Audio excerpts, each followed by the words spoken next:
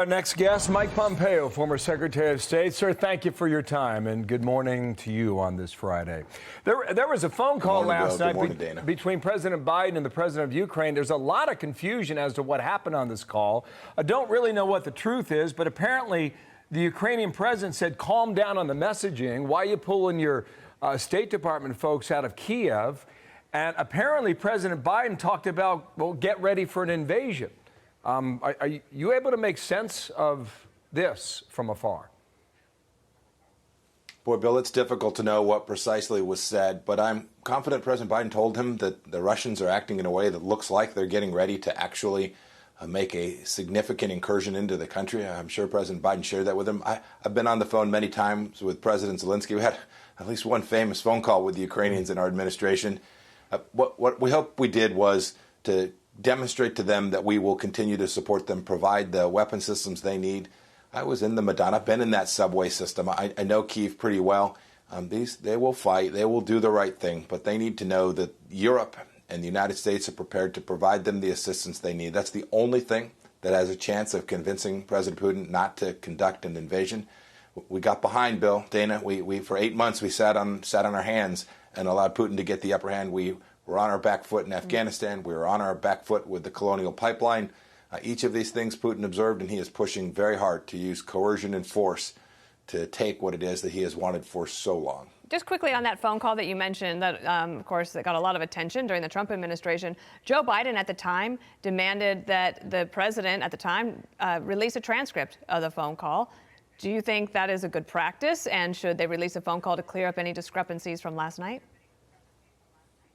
Well, in that case, we actually did release the contents of the phone call. But then I tell you, I think that's a bad idea. I think presidents and foreign leaders who speak ought to do so in confidence, and our foreign counterparts ought to know that the things they say won't be broadcast. So I think that's a poor idea. What's more important is what was actually said, and even more important than that, Dana, the things that the United States is prepared to do and to demand that our European friends do, in NATO and the EU do, to help the Ukrainian people.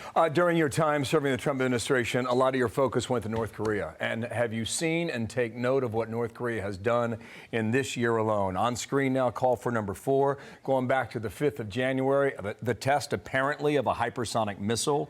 Again on the 11th, on it goes to cruise missiles on the 25th, and January 27th, short-range ballistic missiles. This has gone literally under the radar of the American people and their focus.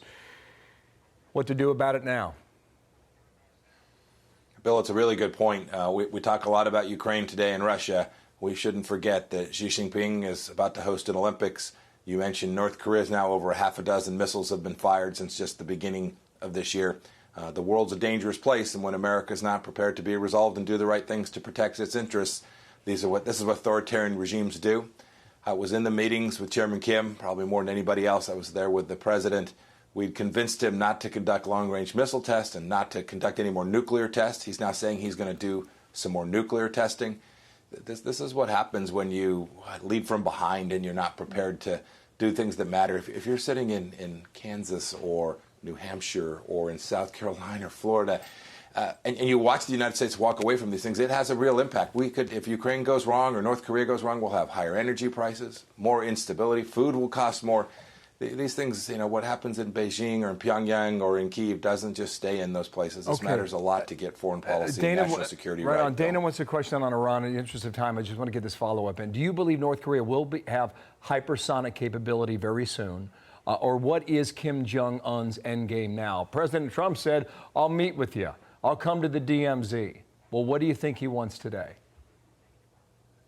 I think he wants to continue to build out his nuclear program so that he can hold America at risk.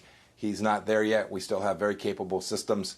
These hypersonic tools, however, are real.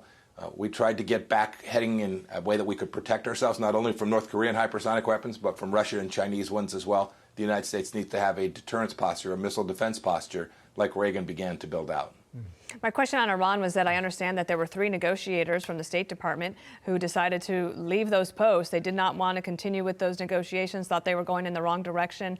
What is the state of the talks with Iran on the nuclear deal? Goodness, I don't know why they left. I hope they left because they couldn't stand appeasement in the same way that I can't stand appeasement. It looks like that's what we're prepared to do, Dana. We're about to give the Iranians an enormous win with billions of dollars that will be used against the Middle East, our Gulf state friends, our closest ally in the Middle East, the Israelis, and ultimately put America at risk as well. It's really disastrous to think we're going to go back into the deal that President Obama had originally struck back in 2015. But it appears the hawks on the American team have had enough. And they're the ones who said, we're gone. That would not seem to portend good news if you want to keep Iran from going nuclear. Your view on that is what? Yeah, Bill, I agree. It's not good news. It appears this administration is headed down the path of trying to resurrect the failed deal instead of understanding that an Iran with wealth and money is a dangerous, dangerous country. Secretary Pompeo, thank you. Thank you, sir. About. Thank you, Dana. Thank you, Bill. Have a good day.